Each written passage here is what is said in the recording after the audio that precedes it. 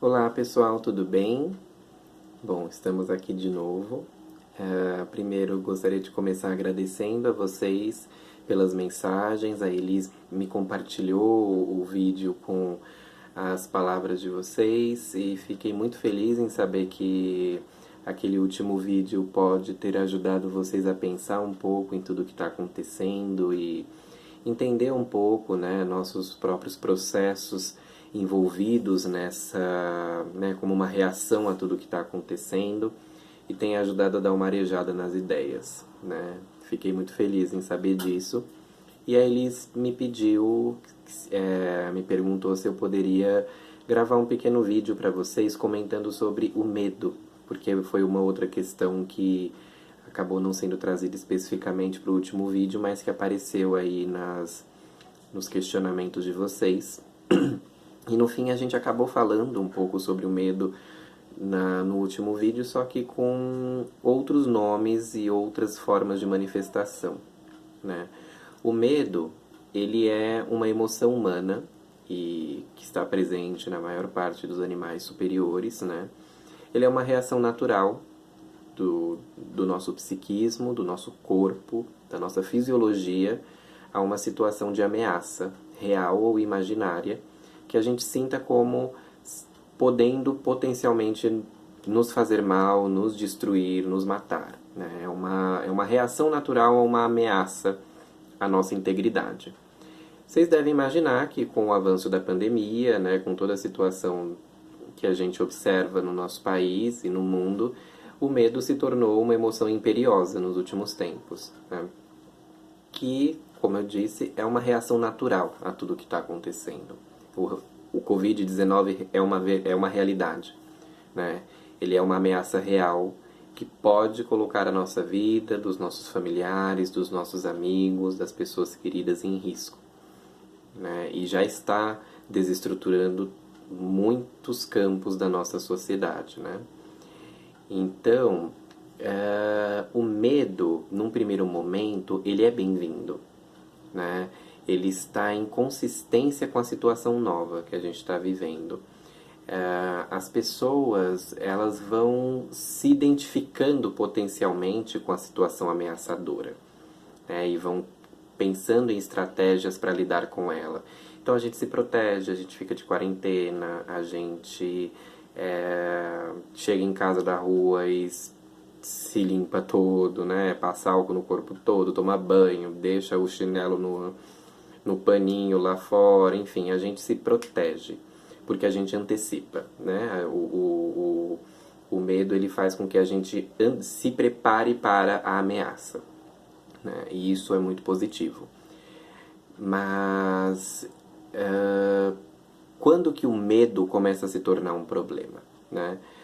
Quando ele é muito agudo, né? E como eu citei com relação à ansiedade no vídeo passado, quando ele cruza a fronteira da nossa funcionalidade, né? Então, muitas pessoas estão vivendo isso nesse momento, né?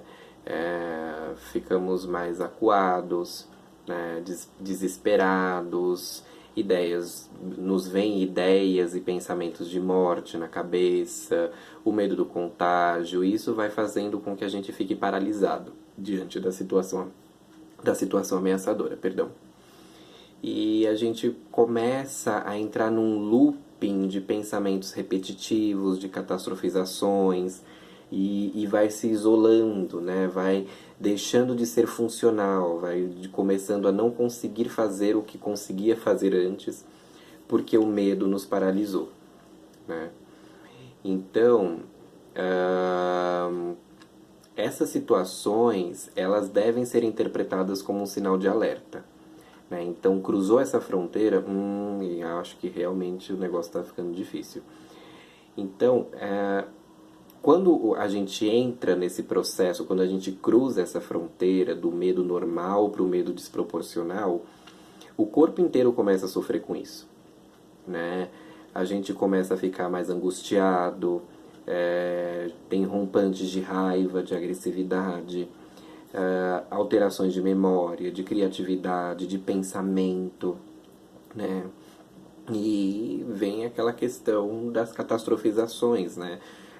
O menor espirro é sinal de que eu estou contaminado com o Covid-19 e eu vou morrer, né? O melhor caminho para lidar com o medo é sentir o medo. É um pouco paradoxal, né? A gente tem uma lógica assim muito cristalizada na nossa sociedade de que a gente não pode ter medo, de que a gente não pode deixar o medo aparecer, que a gente tem que ser forte, que a gente não pode mostrar vulnerabilidade, mas isso é uma mentira. Nós sentimos medo. Ele é uma emoção humana, muito natural e necessária. Nós precisamos sentir medo, né? Ele é talvez uma das primeiras emoções humanas que se expressa quando a gente nasce e a gente sai do útero da nossa mãe e vai para um mundo assustador, cheio de luzes, barulhos, uma temperatura diferente, uma consistência diferente, a gente não está mais envolto por alguma coisa, está solto no ar. É uma situação assustadora, né? Então daria pra gente pensar até que é a primeira emoção que a gente sente, é o medo, né? A gente se assusta. Então, a gente tem que permitir que o medo exista.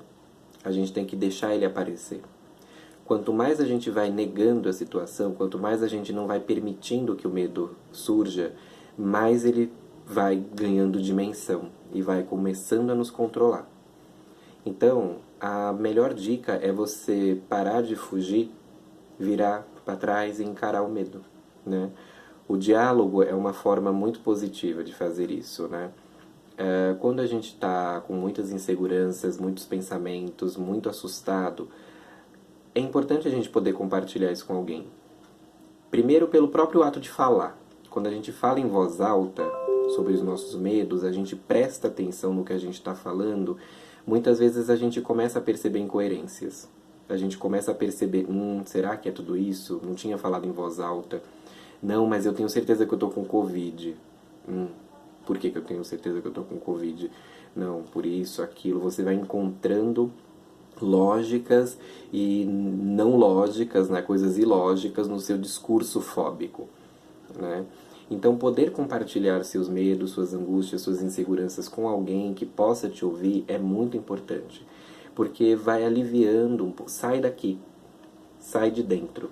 Então a gente começa a aliviar um pouco o espaço aqui dentro e vai dando uma arejada, né? A gente vai ouvindo, a gente ouve a pessoa falando.